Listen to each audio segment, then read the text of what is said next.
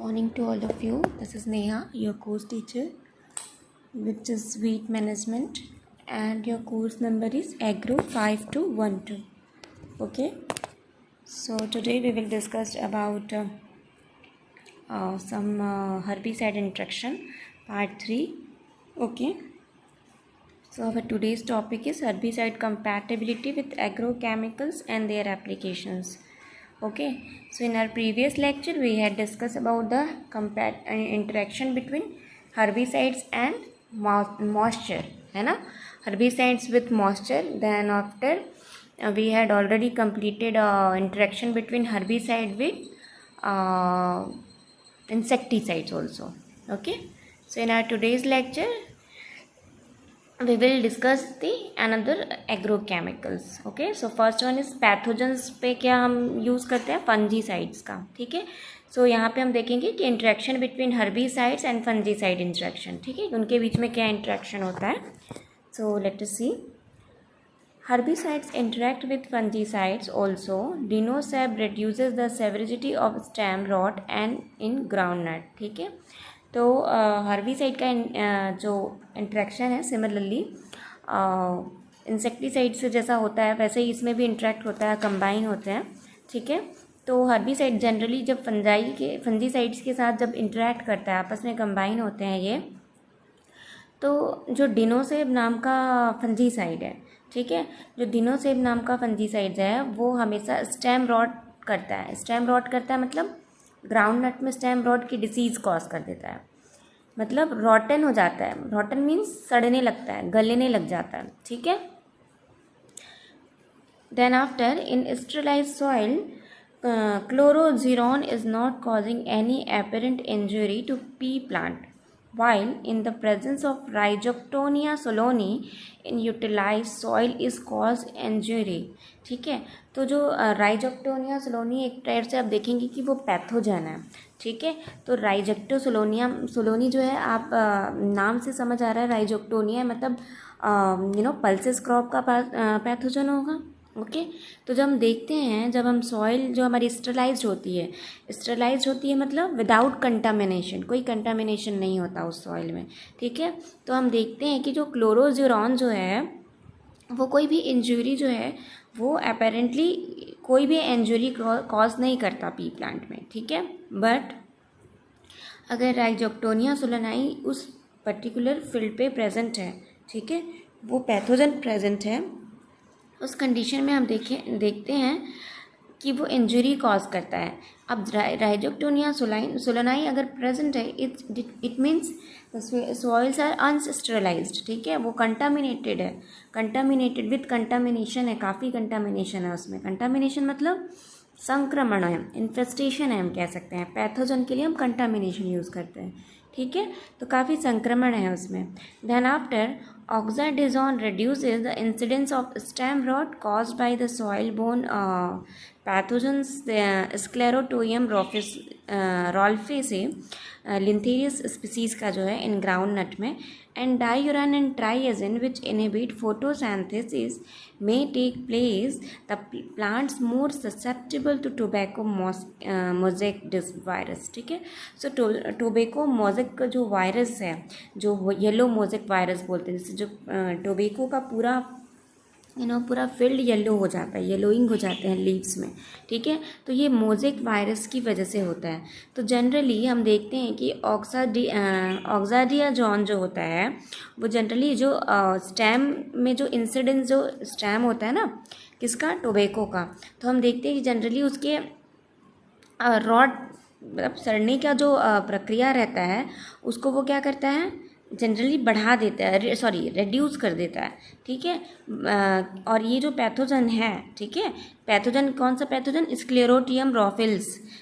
ठीक है, ये रॉफिल्सी. तो ये जो पैथोजन है वो जनरली सॉइल बॉर्न पैथोजन है. सॉइल बॉर्न पैथोजन है मतलब सॉइल में इनके पैथोजन अपने आप को बनाए रखते हैं. ठीक है, जैसे बहुत सारे पैथोजन होते हैं सीड बॉर्न होते हैं, है ना, तो वैसे ये पैथोजन जो है वो सॉइल बॉर्न पैथोजन है. ठीक है, जो जनरली ग्राउंड नट में ये पैथोजन देखने को मिलता है और रॉटन कॉज करता है. ठीक है, जैसे हमने देखा कि बहुत से फंजीसाइड जो हैं, जिनोसेप टाइप के जो फंजीसाइड्स हैं वो रोटन कॉज करते हैं। सिमिलरली ये पैथोजन है जो ग्राउंडनट में रोटन कॉज करते हैं, ठीक है। तो हम देखते हैं कि जब हम ट्राइओरॉन एंड ट्राइएजीन, जो कि बहुत ही कॉमन हर्बिसाइड्स हैं, ठीक है, जो क्या करते हैं, फोटोसिंथेसिस की क्रिया को क्या करते हैं, इनहिबिट कर देते हैं, ठीक है। फोटोसिंथेसिस की क्रिया को इनहिबिट कर देते हैं, जिससे जो टोबैको होता है, ठीक है, जिससे टोबैको होता है वो क्या होता है, काफ़ी ससेप्टेबल हो जाता है।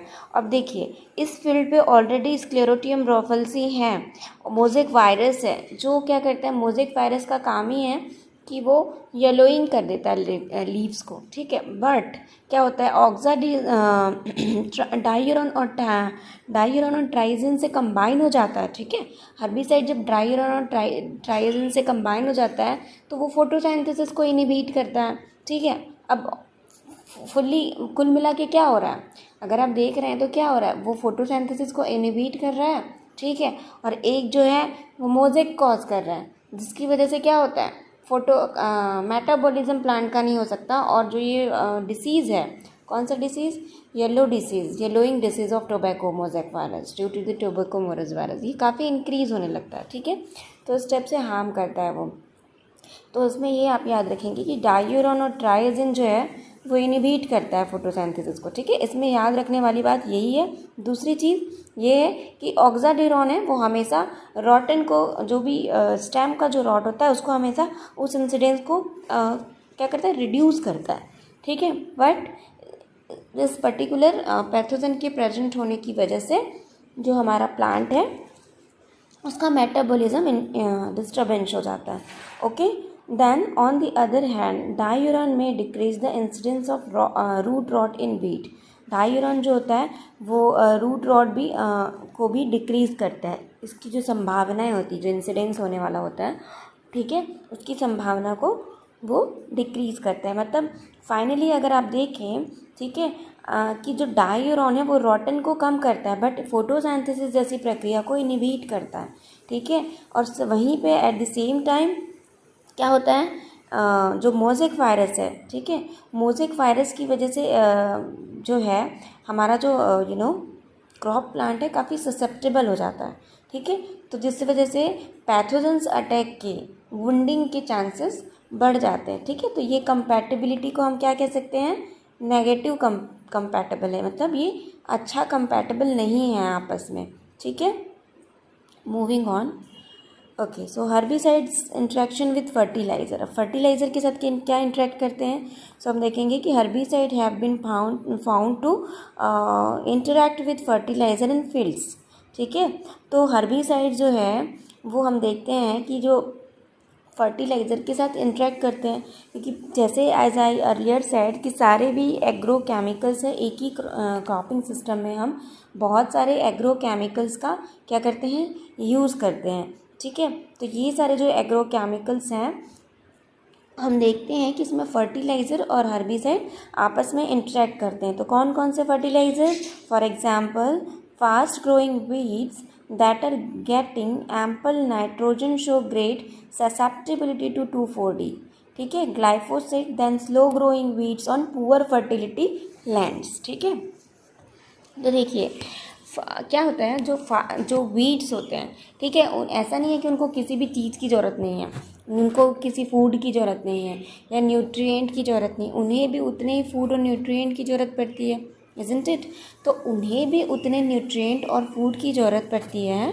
तो उस कंडीशन पे क्या होता है कि जो बहुत जल्दी उगने वाले, जो बहुत फास्ट जर्मिनेशन होता है जिनके, ठीक है, ऐसे जो वीड्स हैं, ठीक है, वो काफ़ी जो जहाँ पे काफ़ी मात्रा में नाइट्रोजन जैसे न्यूट्रिएंट अवेलेबल है, ठीक है, वहाँ पे वो बहुत जल्दी ग्रो करते हैं। लेकिन एट द सेम टाइम अगर उस फील्ड पे 2,4-D या ग्लाइफोसेट जैसे हम हर्बिसाइड का यूज़ किए हैं, ठीक है, तो उसी टाइम पे जो वही सीड है वो अपना पुअर फर्टिलिटी की वजह से, ठीक है, क्योंकि क्या होता है, ये जो ससेप्टेबल बना देते हैं सॉइल को, पोरोसिटी को कम कर देते हैं, ये काफ़ी टॉक्सिसिटी, फाइटोटॉक्सिसिटी रखते हैं। और इसका कल हमने बताया था कि ये काफ़ी लीच आउट करते हैं, ठीक है। तो सॉइल की फर्टिलिटी को क्या करते हैं, ये कम कर देते हैं, पुअर कर देते हैं, पुअर फर्टिलिटी कर देते हैं, ठीक है। जिसकी वजह से जो फास्ट ग्रोइंग सीड्स हैं, चाहे वो वीट सीड्स हो या हमारे क्रॉप के सीड्स हो, वो क्या होते हैं, स्लो ग्रोइंग वीड्स हो जाते हैं। ठीक है, तो ये अगर वीट के लिए है, ठीक है, ध्यान रखिए, अगर ये वीट के लिए फास्ट ग्रोइंग वीट्स के जो सीड्स हैं, अगर उसको स्लो उसका जर्मिनेशन स्लो हो रहा है, that means this is positive one. ठीक है, ये एक ऐसा है जो हमारे लिए पॉजिटिव है। वाई? क्योंकि हमें वीड नहीं चाहिए अपने फील्ड पे, but at the same time अगर वो क्रॉप है हमारे, ठीक है, क्रॉप के ग्रोइंग को वो अफेक्ट कर रहे हैं, तो this weed is negative one also. ठीक है, for our field crops, field crop seed we could say. ठीक है, तो ये सारी चीज़ें हैं जो आपको अच्छे से समझनी पड़ेगी, कंसेप्ट क्लियर रखना पड़ेगा आपको। ठीक है, तो कंसेप्ट कैसे क्लियर होगा, एग्जाम्पल के थ्रू कंसेप्ट क्लियर होगा।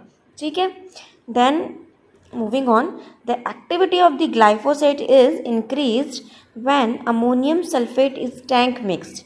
ठीक है, तो जो एक्टिविटी है, किसकी एक्टिविटी, ग्लाइफोसेट हर्बिसाइड की एक्टिविटी, हम देखते हैं कि जब हम इसको टैंक मिक्सचर हमने पढ़ा था ना, मिक्सचर जो है वो एक तो मैन्युफैक्चर्ड होता है, एक टैंक मिक्सचर हम तैयार करते हैं। तो जब हम इसे टैंक मिक्सचर जब हम इसका तैयार करते हैं, ठीक है, किसके साथ, अमोनियम सल्फेट के साथ। ठीक है, तो जब हम अमोनियम सल्फेट के साथ इसका मिक्सचर तैयार करते हैं, तो इसका जो इसका इफ़ेक्टिवनेस है, ठीक है, जो एक्टिविटी है जो ग्लाइफोसेट का, वो काफ़ी इंक्रीज़ हो जाता है। तो इनके बीच की आपस की बाउंडिंग कैसी है, अच्छी है। तो ये क्या है, पॉजिटिव वन है। किसके लिए, हमारे सॉइल के लिए, हमारे फील्ड के लिए, हमारे क्रॉप प्लांट के लिए, इन सारी चीज़ों के लिए अच्छे हैं, क्योंकि वीट को इफ़ेक्टिवनेस दिखा के किल करेंगे। ठीक है, बट किस कंडीशन पे, जब हम इंडिविजुअली ग्लाइफोसेट और अमोनियम सल्फेट का यूज़ करेंगे तो वही अपना अलग इफेक्ट दिखाएंगे। बट हम जब कंपैटिबल करेंगे, मिक्स करेंगे, मिक्सचर तैयार करेंगे, तब ये जो है वो इंक्रीज़ कर देता है किसको, एक्टिविटी को, ग्लाइफोसेट की। तो एक तरीके से हम देखें तो ये जो इंट्रैक्शन है वो एडजुवेंट का काम कर रहा है। Okay, then nitrogen invigorate put life and energy into the meristematic activity in crops so much that they susceptible to herbicides. Okay, then high rates of atrazine are more toxic to maize and sorghum when applied. This is not applied, this is applied with high rates of phosphorus. Okay, जब हम बहुत ज़्यादा doses में atrazine का जब हम use करते हैं, ठीक है, जो कि मोर टॉक्सिसिटी रखता है अपने खुद में। ठीक है, और किस पे यूज़ करते हैं हम, मेज़ और सोरगम पे यूज़ करते हैं, हाई रेट्स में, हाई डोज में। ठीक है, तो वो क्या करता है, फॉस्फोरस अवेलेबिलिटी रहता है जो किस पे, फील्ड पे, फॉस्फोरस की जो अवेलेबिलिटी होती है उसको क्या करता है, अफेक्ट करता है। Okay, so these examples are very important and you need to remember this. Okay, so कैसे आप इसको याद रखेंगे, अगर आपका कंसेप्ट क्लियर है। ठीक है, अगर आपको पता है कि ग्लाइफोसेट जो हार्बिसाइड है वो कैसी प्रवृत्ति का है, ठीक है, कैसी प्रवृत्ति का है पता होगा, तब ना आप उसको आपस में इंटरेक्ट करेंगे, रिलेट कर पाएंगे। ठीक है, तो बेसिक कंसेप्ट आपको फॉर्मुलेशन से क्लासिफिकेशन से क्लियर रखना है। ठीक है, क्लासिफिकेशन से आपको ये क्लियर रखना है, तब जाके आपको आगे का स्टेप समझ आएगा, फॉर्मुलेशन समझ आएगा, कंपैटिबिलिटी समझ आएगा, आपस में इंटरेक्शन समझ आएगा। ठीक है, moving on. Okay, so herbicide microbes के साथ कैसे इंटरेक्ट करता है, so micro organisms play a major role in the persistence behaviour of herbicides in the soil. ठीक है, तो माइक्रो ऑर्गेनिज्म के साथ भी काफ़ी मेजर रोल प्ले करता है, परसिस्टेंस बिहेवियर दिखाता है। ठीक है, then the soil micro organisms have the capacity of detoxify and inactivated the herbicide present in the soil. इसके अलावा सॉइल में जो भी माइक्रो ऑर्गेनिजम्स होते हैं, ठीक है, जो क्या करते हैं, डिटॉक्सिफाई करते हैं किसको, सॉइल को। ठीक है, इनएक्टिव फॉर्म पे जो हर्बिसाइड को इनएक्टिव करते हैं, डिटॉक्सिफाई करते हैं। तो माइक्रो ऑर्गेनिज्म भी कहीं हद तक बहुत ही इम्पॉर्टेंट क्या करते हैं, रोल प्ले करते हैं। ठीक है, क्योंकि कुछ माइक्रो ऑर्गेनिज्म होते हैं जो हमारे सॉइल पे अगर टॉक्सिसिटी बढ़ जाती है, ठीक है, टॉक्सिसिटी बहुत ज़्यादा बढ़ जाती है, लीचिंग होने लगती है, तो उसको क्या करते हैं, कम करने का काम करते हैं। ठीक है, कम करने का कैसे काम करते हैं, क्योंकि वो लोग उसको एज अ फीड, कुछ माइक्रो ऑर्गेनिजम्स होते हैं जिनका आपस का जो वेस्ट मटेरियल होगा, ठीक है, वेस्ट मटेरियल होगा वो भी काफ़ी नाइट्रोजिनस या कोई पर्टिकुलर कोई एलिमेंट अपने में रखता है, ठीक है, जो सॉइल की फर्टिलिटी को इंक्रीज करने में सहायता करती है। दूसरी चीज़, जो लीचिंग हुआ है, ठीक है, तो लीचिंग के जरिए वो जो भी उनका वेस्ट मटेरियल होता है वो रिएक्ट करता है, ठीक है, लीचिंग मटेरियल के जरिए वो आपस में कंपैटिबल होते हैं, या आप कह सकते हैं कि बाइंड होते हैं, रिएक्ट करते हैं, और जो उसकी टॉक्सिसिटी होती है, ठीक है, उस हर्बिसाइड की या पेस्टिसाइड की या इंसेक्टिसाइड की जो टॉक्सिसिटी होती है उसको रिड्यूस करते हैं। ठीक है, तो माइक्रो ऑर्गेनिज्म अपना रोल ऐसे प्ले करते हैं। Some groups of herbicides more easily degrade through microbes than others. ठीक है, तो कुछ ग्रुप हैं हर्बिसाइड के जो इजली माइक्रोब्स को क्या करते हैं, डिग्रेड करते हैं। Okay, so moving on. Okay, then microbes interaction कैसा होता है, माइक्रोब्स क्या होता है, सॉइल माइक्रोब्स क्या होता है, हमने देखा कि जो भी माइक्रो ऑर्गेनिज्म रहते हैं वो कैसे रोल प्ले करते हैं। अब ये आपस में इंटरेक्ट कैसे करते हैं ये हमें देखना है। Okay, so different lies in molecular configuration of the herbicides. Okay, then the microorganism involved in herbicide degradation include bacteria, fungi, algae, molds, etc. Of these bacteria predominates and include the member of the genera. Okay, so ये जो micro organisms हैं, ठीक है, वो herbicide के degradation में involve होते हैं। और ये माइक्रो ऑर्गेनिज्म कौन हो सकता है, बैक्टीरिया हो जाता है, it could be bacteria, it could be fungi और एल्गी और moulds. Okay, so these are play important role for the degradation of the herbicides, we could say. Okay, so all of these bacteria predominate and include the member of the genera. ठीक है, तो ये काफ़ी dominating के होते हैं, इनका जो जेनरा होता है, ठीक है, किंगडम होता है, किंगडम होता है मतलब जो हर माइक्रोब्स का भी एक क्लासिफिकेशन है ना, उसका भी एक जीनस होता है, उसका भी एक किंगडम होता है। तो जब पूरे किंगडम, स्पीसीज और जीनस जब मिल जाते हैं, ओके, जब स्पीसीज और जीनस जब मिल जाते हैं तो हम उसको जेनरा कहते हैं। ठीक है, तो इसका जो जेनरा रहता है वो प्रीडोमिनेंट कैरेक्टर अपने आप में रखता है। Okay, then agrobacterium, arthrobacter, Acrobacterium, Bacillus, Pseudomonas, Streptomyces, Flavobacterium, Rhizobium, etc. Are the microorganisms which are involve the herbicide degradation for our crop production, our soil fertility, our prevention of the weed plants. Okay, so the fungi include those of the genera Fusarium, Penicillium.